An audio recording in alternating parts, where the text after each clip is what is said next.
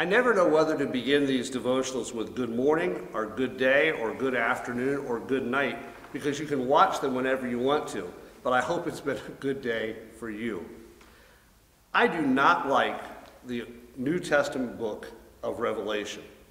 Even into the life and times of Martin Luther, there were some who questioned whether it should be included in the Bible or not. But it's there, and it's God's Word, and there's a couple of places in it that I really, really enjoy reading. One I often read at funerals is chapter 21. And he talks about John's vision of the new heaven and new earth. Let me read to you just a few of those verses. Then I saw a new heaven and a new earth. For the first heaven and the first earth had passed away, and there was no longer any sea.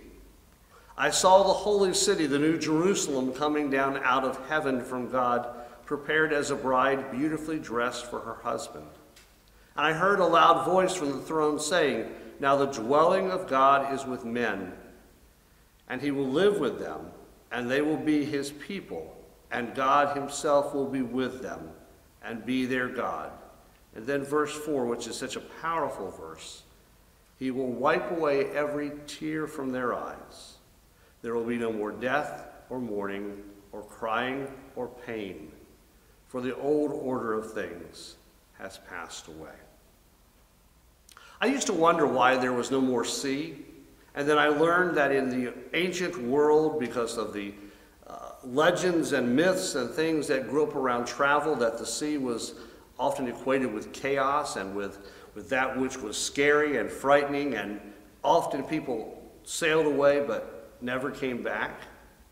And I wondered too about this whole idea of the new coming into being, and that being the new world, that God's kingdom is come, that God's rule and reign in full measure is our reality.